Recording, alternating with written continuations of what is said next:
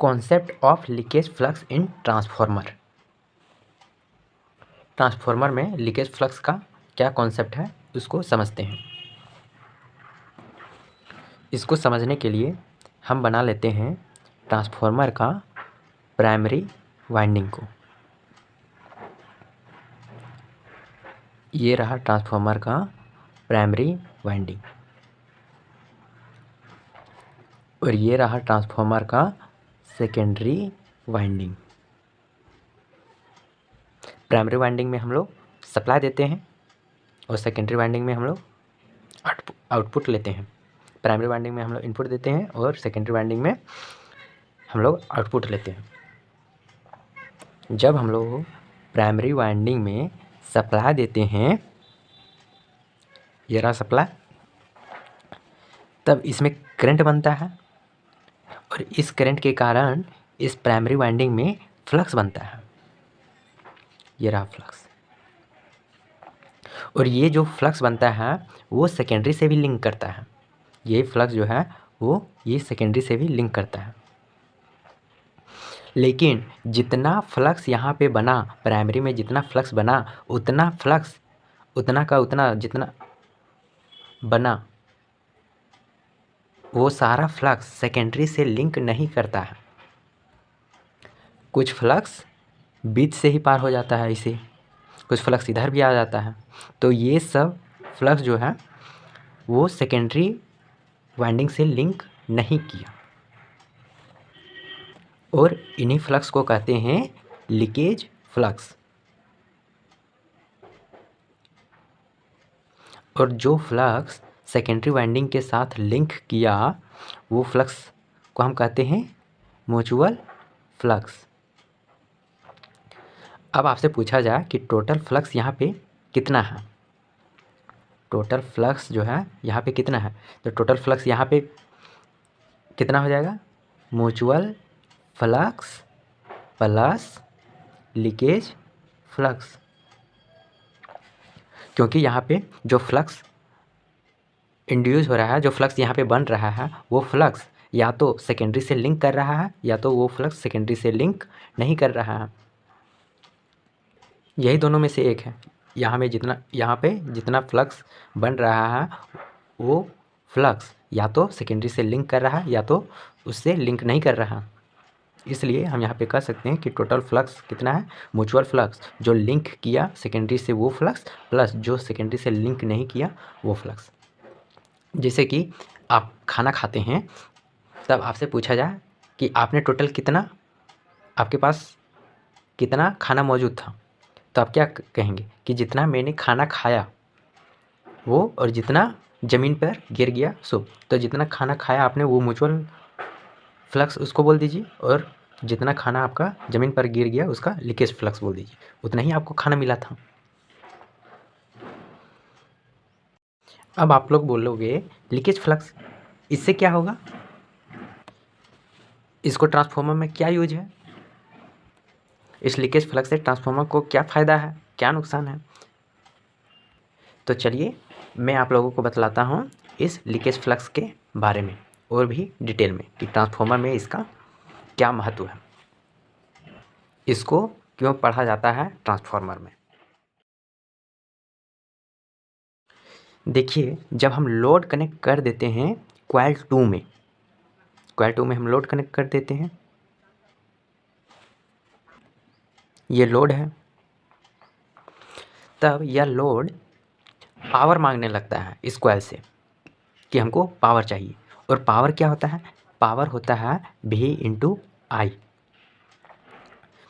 तो यहाँ पे V कितना हो जाएगा, यहाँ पे जो कॉइल में EMF इंड्यूस हुआ है वही इसका भी हो जाएगा E2, और यहाँ पे जो करंट फ्लो होगा I2 यही इसका I हो जाएगा। अब यहाँ पे जितना वाट का लोड कनेक्टेड है, ये लोड जितना वाट का कनेक्टेड है उतना वाट का इसको पावर चाहिए। जैसे कि यदि लोड है 100 वाट का तो इसको 100 वाट का ही पावर चाहिए, चाहे करंट ज़्यादा वोल्टेज कम मिले या वोल्टेज ज़्यादा करंट कम मिले, इसको कोई मतलब नहीं है। इसको बस V और I को मल्टीप्लाई करके 100 आना चाहिए, यानी कि 100 वाट का इसको पावर चाहिए। अब देखिए, यदि सेकेंडरी वाइंडिंग में फ्लक्स कम लिंक करेगा, यानी कि म्यूचुअल फ्लक्स सेकेंडरी वाइंडिंग में कम हो जाएगा, इसका मतलब क्या है कि लीकेज फ्लक्स बढ़ जाएगा। यदि म्यूचुअल फ्लक्स कम हो जाएगा तो लीकेज फ्लक्स बढ़ जाएगा। कॉइल 2 में फ्लक्स लिंक नहीं कर रहा है, इसका क्या मतलब है, बहुत कम लिंक कर रहा है। इसका मतलब यही है ना कि म्यूचुअल फ्लक्स कम है और लीकेज फ्लक्स का लीकेज ज़्यादा हो जा रहा है।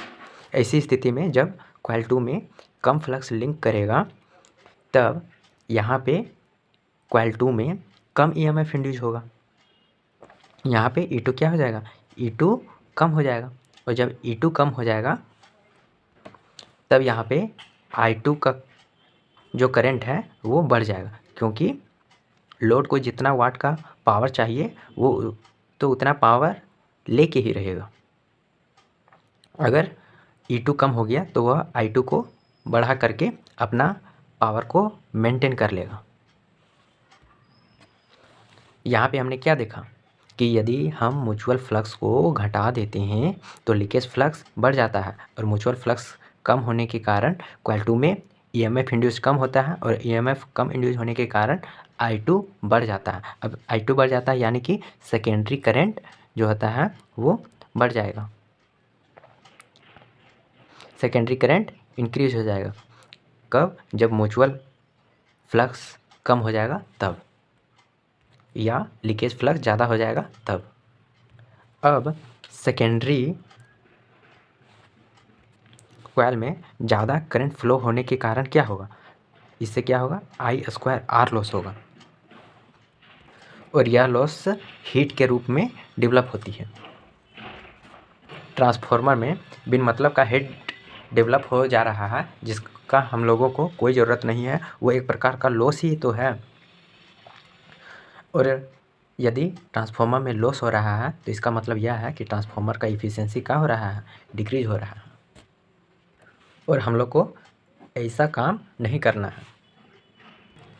तब इस लीकेज फ्लक्स को कम करने के लिए कोर का यूज किया गया, और यह कोर किससे बनाया जाता है, फेरोमैग्नेटिक मटेरियल से। Ferromagnetic material